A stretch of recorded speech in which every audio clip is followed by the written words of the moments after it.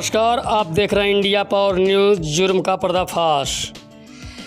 भारत जैसे धार्मिक देश में धर्म की आड़ में कब क्या हो जाए कहा नहीं जा सकता है। कभी राम रहीम तो कभी आसाराम। इतना ही नहीं, इसी तरह का मामला एक और बाबा का प्रकाश में आया है। अनैतिक संबंध में बाधा बन रहा था पत्नी ने प्रेमी के साथ मिलकर करवा दी हत्या। जी हाँ, उक्त खबर उत्तर प्रदेश के महाराजगंज जनपद से है। घटना की जानकारी तब हुई जब मृतक का पिता अपना फरियाद लेकर निचलौल पुलिस स्टेशन पहुंचा। पिता के अनुसार मृतक की पत्नी का बिहार के बगहा जिले के रामनगर के बाबा बालक दास के साथ नाजायज संबंध है और यह बात मृतक पति को मालूम हो गई थी, जिससे पत्नी कूट रचित योजना के तहत अपने प्रेमी बाबा बालक दास के साथ मिलकर अपने पति को रास्ते से हटा दिया।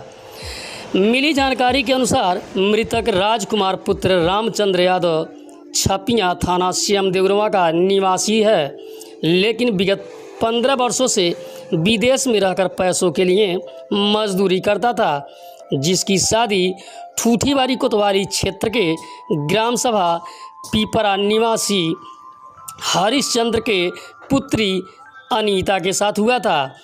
पीड़ित पिता द्वारा बताया गया कि बाबा बालक दास राजकुमार की पत्नी व संपत्ति को हड़पने के चक्कर में मृतक के पत्नी को अपने बस में कर लिया था। उसके साथ योजना बनाकर उसके पति को रास्ते से हटा दिया।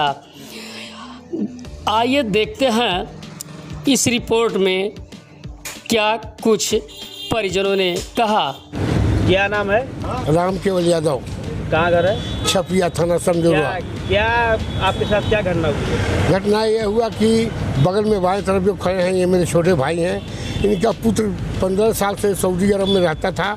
कमा के पैसा वो भेजता था। निचौल के पास पिपरा है, वहाँ उसकी शादी हुई थी। उसकी पत्नी जो है अपने नाम से सारी प्रॉपर्टी खरीद के अब मकान बनवा करके यहीं रह रही थी।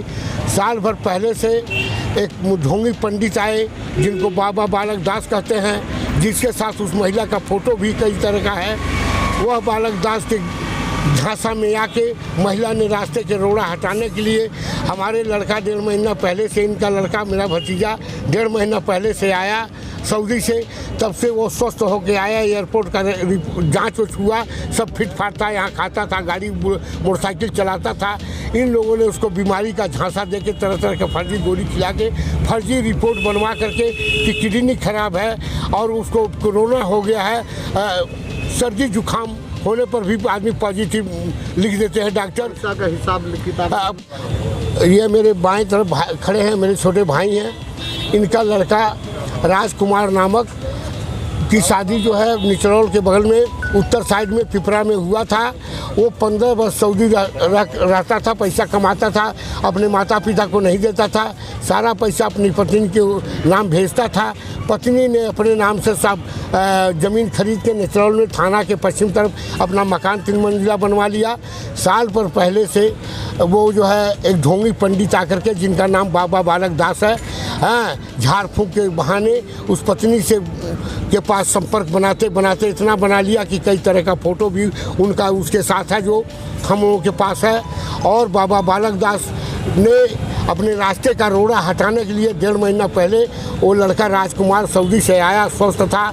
एयरपोर्ट पर जो है उसका जांच होता है। आदमी जब आता है घर से चाहे बाहर जाता है, वो सारा फिर था, यहाँ खाता पीता था, मोटरसाइकिल लेके घूमता था। इन लोगों ने उसको तरह तरह का फर्जी दवा खिला करके उसको जो है पागल के टाइप बना दिया और उसको फर्जी सर्टिफिकेट पैसा दे करके बनवा के कोरोना हो गया है तो गुर्दा में इन्फेक्शन है, ये सब कहते हुए यहाँ से लेके इलाहाबाद, बनारस और लखनऊ सब लेकर के वो पत्नी इंजॉय करते थे, लेके जाते थे। उस लड़के के बहाने उसको होटल में सुता देते थे, अपना लेके घूमते थे।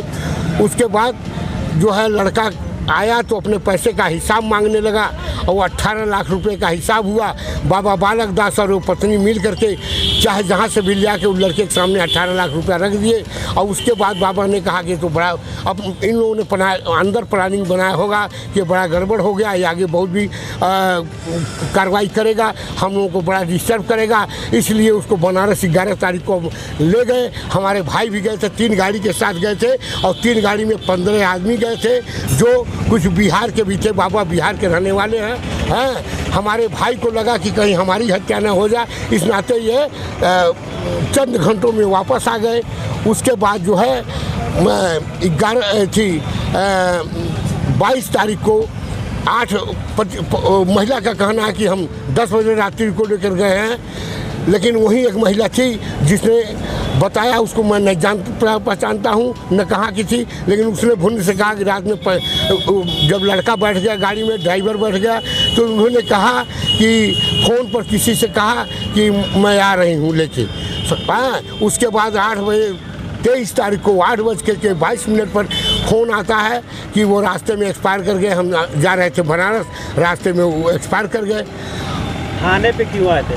हम ये सब जानने के बाद में सुनिए, एग्जाम जानने के बाद सारी बातें जब समझ हो गई तो हमारे भाई ने कहा कि लाश मुझको क्यों नहीं दिया, मेरा बेटा था, मैं देख लेता, चाहे जांच कराता। तो उन लोगों ने कहा नहीं, मैं बनारस में फूंक दिया हूँ। और तरह तरह का उल्टा गाली फ़ोन पर देने लगे और धमकी देने लगे कि तुम लोगों को ये चोरी में फंसाएंगे, ये करेंगे, वो करेंगे। और हमको बच्चे का पीड़ा था, मेरे भाई बोल नहीं पा रहे हैं, इनका बेटा मर गया, जवान बेटा जिसकी उम्र लगभग 40 वर्ष थी। मैं थाने पर आया दिनांक 24 को और थाना दिवस लगा हुआ था, उसमें सीओ साहब बैठे थे, इंस्पेक्टर साहब बैठे थे। हमने अपनी बात कहा, सीओ साहब ने आश्वासन दिया कि कार्रवाई होगी, आप एप्लीकेशन दीजिए। 2-3 घंटे बाद मैं एप्लीकेशन बना के ले आया, थाने पर दिया। थाना अध्यक्ष ने कहा कि आप जो है कल 10 बजे आ जाइए, उसको महिला को भी बुलाएंगे। शाम को सिपाही भेज करके उसको सूचना दिए, जहाँ तक मुझको लोगों ने बताया है, और सूचना दिए। पता नहीं क्या क्या बात हुई। अभी थाने पर आया हूँ, फर्जी रिपोर्ट वो लेके आई है और हत्या का मामला है। एसओ ने कहा जब रिपोर्ट इस तरह का है तो स्वाभाविक है उसका मरना। आप लोग महिला को कह दिए तुम बाइज्जत घर जाओ और हम लोगों को कहा जाइए अपना काम करिए। हम पीड़ित हैं, हम ये कहना चाहते हैं परम पूज्य योगी उत्तर प्रदेश के मुख्यमंत्री आदरणीय, मैं उनको लाख नमन करता हूँ, उनका चरण स्पर्श करता हूँ। मैं न्याय का मांग करता हूँ कि मुझे न्याय मिले, मेरे बच्चे की हत्या हुई है इसका खुलासा हो।